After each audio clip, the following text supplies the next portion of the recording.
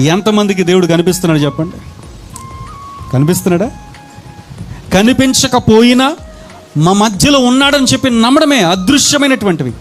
దేవుని దేవదూతలు మన చుట్టూ ఉన్నారని చెప్పి అదృశ్యమైనటువంటి వాటిని నమ్మడమే విశ్వాసము.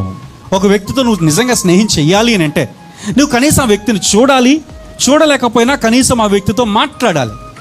పరిశుద్ధ గ్రంథములో అనేక మంది భక్తులు ఉన్నారు. వాళ్ళందరూ ఉన్నారని నమ్ముతున్నామా లేదా? కానీ వాళ్ళు ఎవరైనా మనం చూసామా? నో. వాళ్ళెవరిని చూడకపోయినప్పటికీ కూడా వాళ్ళందరూ నిజమైనటువంటి వ్యక్తులని చెప్పి నమ్ముతా ఉన్నాం.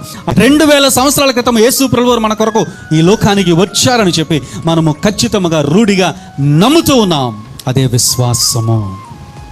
విశ్వాసము కూడా మెట్టుగా నువ్వు ఎదగాలి. అక్కడితో సరిపోదు. దేవుడు ఉన్నాడని చెప్పి నమ్మితే సరిపోదు. దేవుడు నాతో మాట్లాడతాడని చెప్పి కేవలం నమ్మితే సరిపోదు. దేవుని మందిరానికి వెళ్తే చాలు అని చెప్పి కేవలం నువ్వు అనుకుంటే సరిపోదు.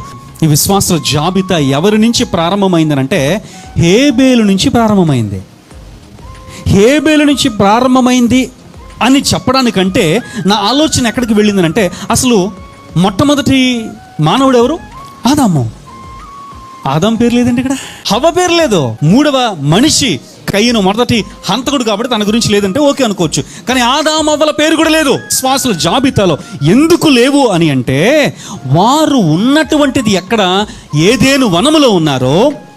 ఏదేను వనములో ప్రతిరోజు కూడా అదృశ్యమైన దేవుడు వీరికి కనిపించి వారితో మాట్లాడి నేరుగా వారితో సంచరించాడు.